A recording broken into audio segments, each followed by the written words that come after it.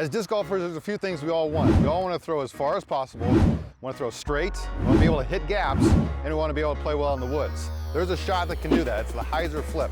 We're going to go over all four of those scenarios today and show you why the hyzer-flip is the best shot for you in your disc golf game. One of my favorite discs is the Halo Destroyer. I love how it looks, but it is not great for max distance. This thing is super stable, right? If I throw this out on hyzer, all it wants to do is get left as fast as possible. So if we're trying to hyzer-flip, what I might choose instead is like a Star TL3 or a Sidewinder or something a bit more understable, that when I throw that out on hyzer, it wants to pop up and ride flat and then maybe finish a little bit left at the end or just carry dead straight the entire way to give us that max distance penetrating shot that we all are looking for. So today we're going to throw both the Halo Destroyers and some of these more hyzer-flip type discs and show you why they are better for max distance than your Destroyers. All right, I'm going to throw two Halo Destroyers here. This first one is just a regular Halo Destroyer and it wanted to hyzer right away and got to the ground really fast, only 287 feet.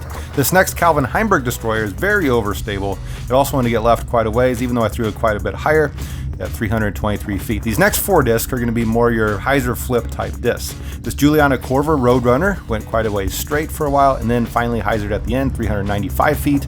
And then this Greg Barsby Roadrunner just bombed. It went, I think, 434 feet. You can see it pop up the flat and penetrated straight most of the flight.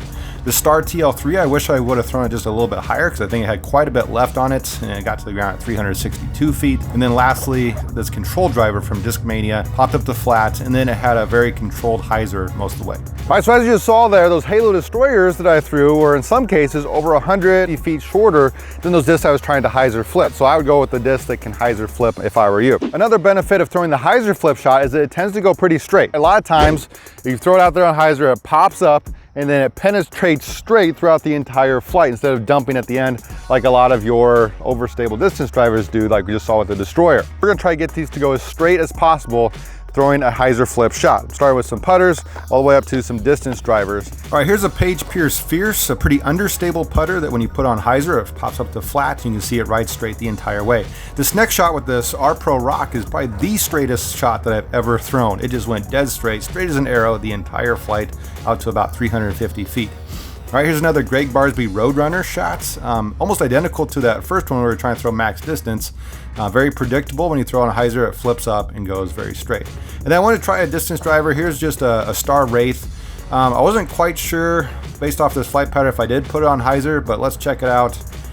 It actually was, and you can see it pops up to flat and rides straight the whole way. All right, tip number 3 is to hit that like button. If you hit the like button, all your hyzer flips from now on will go perfectly straight. No, but on a serious note, if you hit that like button, then this video can spread to more people and we can see more people maybe trying some hyzer flips. The hyzer flip is also a very useful shot for hitting gaps that are farther down the fairway. All right, behind me, you can see there's a power pole that I'm gonna try to, in a second here, split the gap of its uprights, all right? Try to simulate a gap that you might see in the woods or something like that. The reason why hitting gaps farther down the fairway is easier with a hyzer flip is because of the initial hyzer angle that you put on your disc. For most of us, the hyzer is the most consistent shot that we have in disc golf. If you think about trying to throw flat or even with an anhyzer, for me, and probably for you, that's a little bit more inconsistent compared to your normal hyzer shot. So if you can take kind of an understable disc like we talked about and throw it out on hyzer, let it flip up and go just dead straight through these uprights or through your gap that you have in your woods at home, this is gonna be a very useful shot for you to have. Hey guys, if you learned something, please hit the subscribe button on your way out, and that way you can learn additional tips and tricks in my future videos on other kinds of shots. Until then, we'll see you out there on the course.